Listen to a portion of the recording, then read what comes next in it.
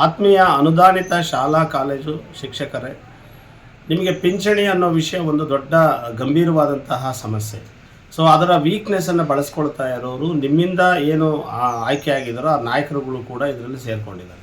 ಯಾಕಂದರೆ 20 ವರ್ಷದಿಂದ ಅವರು ಆಳುವ ಸರ್ಕಾರಗಳ ಜೊತೆ ಶಾಮೀಲಾಗಿಬಿಟ್ಟು ನಿಮ್ಮನ್ನು ಬರೀ ಸ್ಟ್ರೈಕಿಗೆ ಕರೆಸ್ಕೊಳ್ಳೋದು ಮತ್ತು ಮನೆ ಕಳಿಸೋದು ಮತ್ತು ನಿಮ್ಮನ್ನು ಮೋಟಿವೇಶನ್ ಮಾಡಿಬಿಟ್ಟು ಆತ್ಮಹತ್ಯೆಯವರೆಗೂ ನಿಮ್ಮನ್ನು ದೂಡುವಂತಹ ಕೆಲಸ ಭಾಳ ವ್ಯವಸ್ಥಿತವಾಗಿ ನಡೀತಾ ಇದೆ.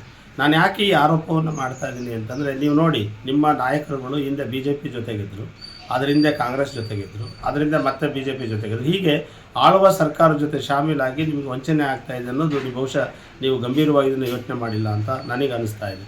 ರುಪ್ಸ ಕರ್ನಾಟಕ ಬಂದ ಮೇಲೆ ಹಲವಾರು ಸಮಸ್ಯೆಗಳನ್ನು ನಾವು ಬಗೆಹರಿಸಿದ್ದೀವಿ. ಅದು ನ್ಯಾಯಾಲಯದ ಮೂಲಕ, ಹೋರಾಟಗಳ ಮೂಲಕ.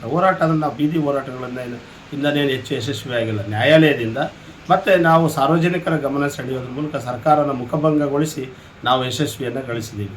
ಸೊ ಪಿಂಚಣಿ ವಿಚಾರನೂ ಅಷ್ಟೇ. 2004 ಮತ್ತು 2005ರಲ್ಲಿ ಏನು ಸರ್ಕಾರ ಒಂದು ಸುತ್ತೋಲೆಯನ್ನು ಹೊರಡಿಸ್ತು, ನಿಮ್ಮನ್ನು ವ್ಯವಸ್ಥಿತವಾಗಿ ಹೊರಗಿಡ್ತು. ಸೊ ಅವತ್ತಿಂದ ನೀವು ಅದನ್ನು ಸರ್ಕಾರದ ವಿರುದ್ಧ ಹೋರಾಟ ಹೇಳಿದ್ರೆ ವಿನಃ ಆ ಸುತ್ತೋಲೆಯ ವಿರುದ್ಧ ನ್ಯಾಯಾಲಯದ ಮೆಟ್ಲತ್ತುವಂಥ ಕೆಲಸವನ್ನು ನಿಮ್ಮ ನಾಯಕರುಗಳು ಮಾಡಲಿಲ್ಲ. ಸೊ ಹಾಗಾಗಿ ನಾನು ನಿಮ್ಮಲ್ಲಿ ಒತ್ತಾಯ ಮಾಡೋದು ಇಷ್ಟೇ. 2014 ಅದು ಕಾಲ್ಪನಿಕ ವೇತನ ಸುಗ್ರೀವಾಜ್ಞೆ. ಬಟ್ 2004-05 ನಿಮ್ಮನ್ನು ಪಿಂಚಣಿಯಿಂದ ಅಂದರೆ NPS ಇಂದ ನಿಮ್ಮನ್ನು ಹೊರಗಿಟ್ಟಂಥದ್ದು. ಇವತ್ತು NPS ಅಲ್ಲಿ ಇರೋರಿಗೆ ಮಾತ್ರ OPS ನಾವು ಜಾರಿಗೊಳಿಸ್ತೀವಿ ಅನ್ನೋ ಸರ್ಕಾರ ತಾರತಮ್ಯದ ಧೋರಣೆ.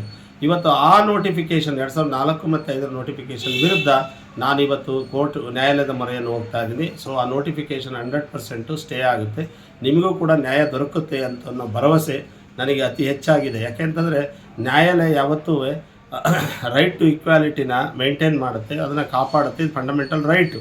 ಸೊ ಹಾಗಾಗಿ ನಾನು ನಿಮ್ಮಲ್ಲಿ ಕೇಳ್ಕೊಳ್ಳೋದಿಷ್ಟೇ, ದಯಮಾಡಿ ರುಪ್ಸ ಕರ್ನಾಟಕವನ್ನು ಬೆಂಬಲಿಸಿ. ಸೊ ನಿಮ್ಮ ಸಪೋರ್ಟ್ಗೆ ಇನ್ನು ಮುಂದೆ ನಾವು ಕಟಿಬದ್ಧವಾಗಿರ್ತೀವಿ, ಕಂಕಣಬದ್ಧವಾಗಿರ್ತೀವಿ. ನಿಮ್ಮ ಯಾವುದೇ ಸಮಸ್ಯೆಗಳು, ಅನುದಾನಿತ ಶಾಲಾ ಕಾಲೇಜುಗಳಿಗೆ ಆಗುವಂಥ ಎಲ್ಲ ಸಮಸ್ಯೆಗಳಿಗೂ ರುಪ್ಸ ಕರ್ನಾಟಕ ಬಲವಾಗಿ ನಿಮ್ಮ ಜೊತೆ ನಿಂತು ಹೋರಾಟವನ್ನು ಮಾಡುತ್ತೆ. ನಿಮ್ಮನ್ನು ಬೀದಿ ನಿಲ್ಲಿಸೋ ಕೆಲಸವನ್ನು ರುಪ್ಸ ಕರ್ನಾಟಕ ಮಾಡಲ್ಲ.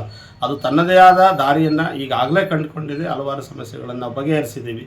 ಸೊ ನಿಮ್ಮ ಸಮಸ್ಯೆನೂ ನಮ್ಮ ಸಮಸ್ಯೆ ಅಂತೇಳಿ ನಾನು ಆ ಸಮಸ್ಯೆಯ ವಿರುದ್ಧ ಹೋರಾಟಕ್ಕೆ ಇಳಿದಿದ್ದೀನಿ. ಹಾಗಾಗಿ ಈ ಮುಂಬರುವ ಚುನಾವಣೆಯಲ್ಲಿ ಇವರೇನೆಲ್ಲ ನಿಮ್ಮ ನಾಯಕರುಗಳು ನಾವು ಕಾಂಗ್ರೆಸ್ಸನ್ನು ಬೆಂಬಲಿಸಿ ಅಂತ ಇವಾಗ ಹೇಳಿದರು, ಹೇಳ್ತಾ ಇದ್ದಾರೆ. ಸೊ ಈ ಹಿಂದೆ BJPಯನ್ನು ಬೆಂಬಲಿಸಿ ಅಂತ ಹೇಳ್ತಾಯಿದ್ರು, ಅದರಿಂದ ಕಾಂಗ್ರೆಸ್ಸನ್ನು ಬೆಂಬಲಿಸಿ ಅಂತ ಹೇಳ್ತಾಯಿದ್ರು. ಸೊ ಈ ರೀತಿಯ ಓಲೈಕೆ ರಾಜಕಾರಣ ಮಾಡೋದ್ರ ಮೂಲಕ ಸಾವಿರಾರು ನೌಕರರಿಗೆ, ಸಾವಿರಾರು ಶಿಕ್ಷಕರಿಗೆ ಮೋಸ ಆಗಿದೆ.